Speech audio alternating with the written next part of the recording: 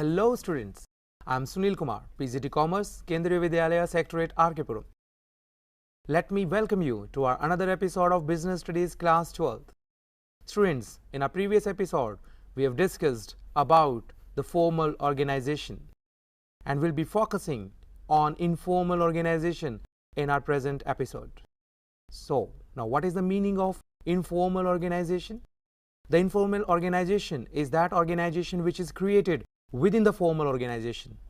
When the posts are created in an organization, the people from different part of the country or the world are coming in a single organization, then their interest will bring them together.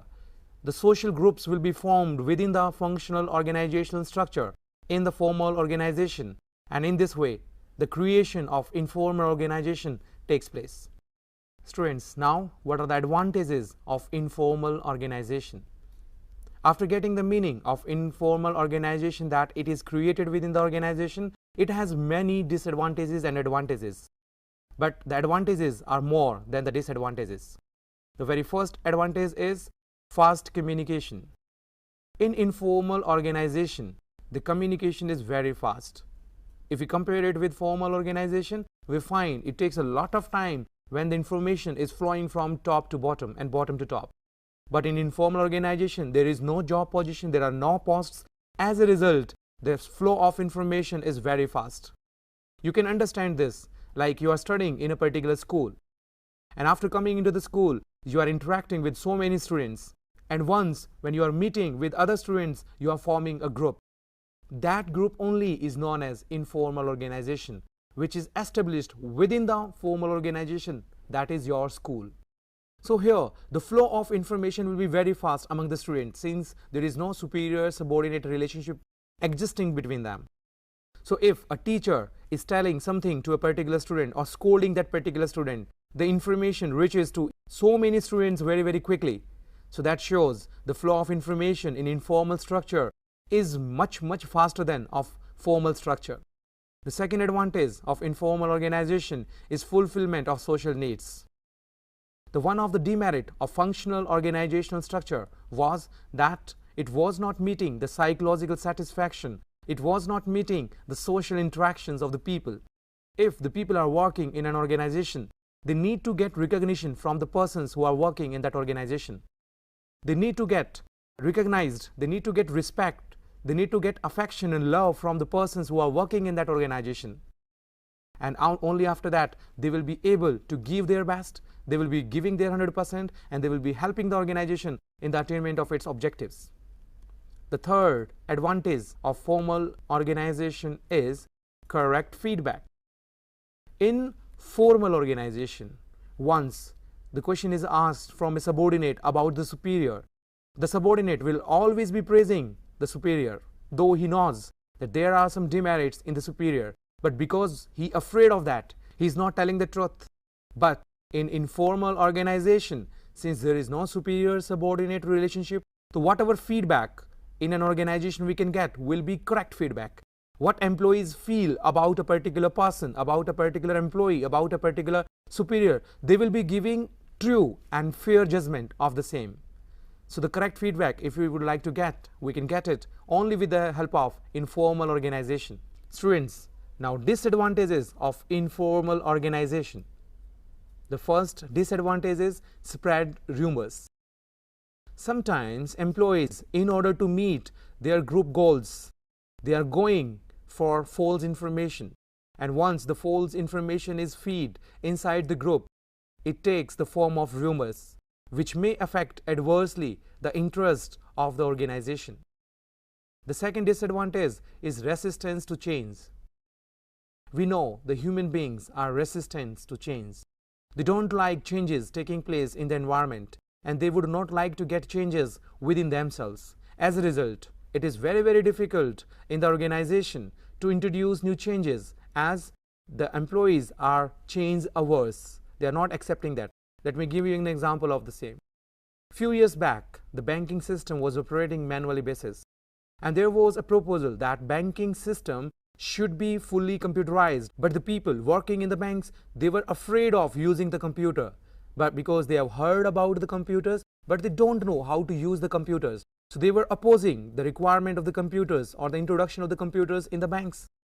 Similarly, in informal organization, because the people working in the organization have formed various groups, so they will be giving more importance to their groups rather than the interest of the organization, which brings resistance to change, which is not in the favor of the organization at all. The third disadvantage of informal organization is more emphasis on group interests. Within the formal organization, informal groups are formed. And once the groups are formed, they get powerful. If something is happening in the organization, and if it is not in the favor of that group, the group won't let it happen. They will go for the strike. They will just threat the management of the organization that if they are going to take some decision against them, they are going to go for the strike, which may hamper the production system and ultimately adversely affecting in the achievement of organizational goals. The last demerit in the field of informal organization is non-systematic working. In informal organization, there is no post created, no one is superior, no one is subordinate, no one can take order from anyone. As a result, there is no system of doing the work in the informal organization structure, which is the another demerit of informal organizational structure. So students, after understanding the formal organization and informal organization, you can easily facilitate the comparison between the formal and informal organization. And after this, let us begin with our another topic, that is delegation of authority.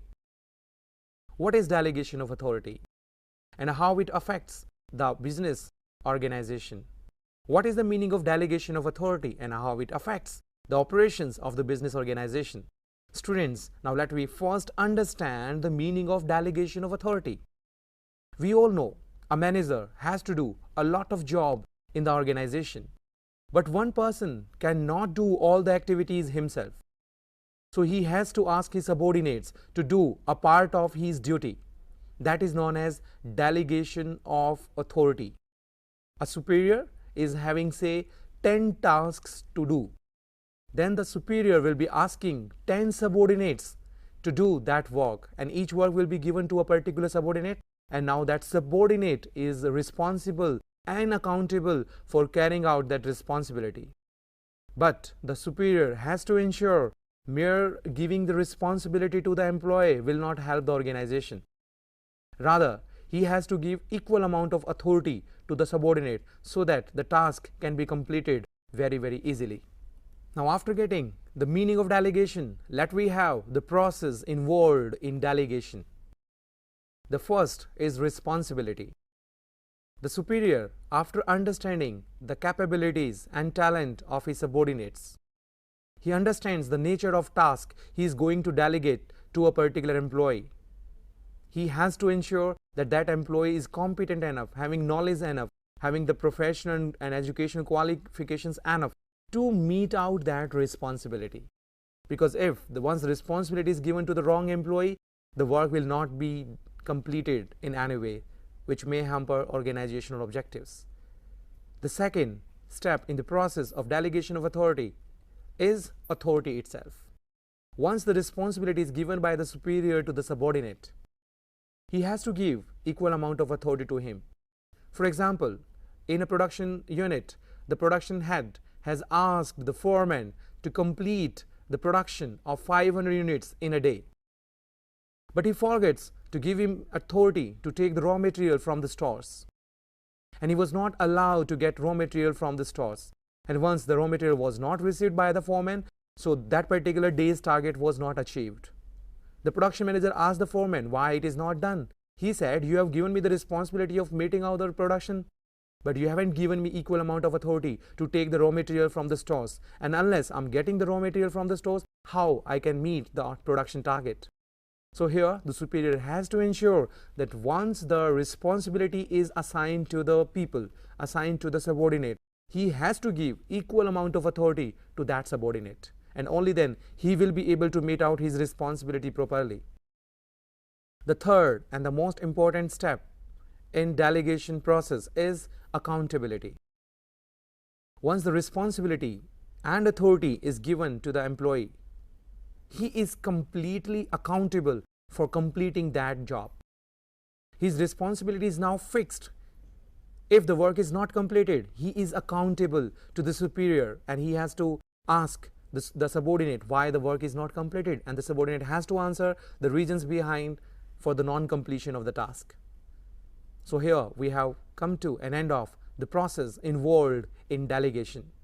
Students, in this episode we have understood what is informal organization, and we can facilitate now the difference between the formal and informal organization. We have started with the delegation of authority, and we have understood the meaning of delegation of authority. Now students, we have come to an end of the process of delegation, which comprises of responsibility, authority and accountability, and I think you have understood these concepts. And in our next episode we'll discuss about the importance of the delegation of authority along with decentralization, so that you can easily facilitate the difference between the delegation of authority and the decentralization. Thank you.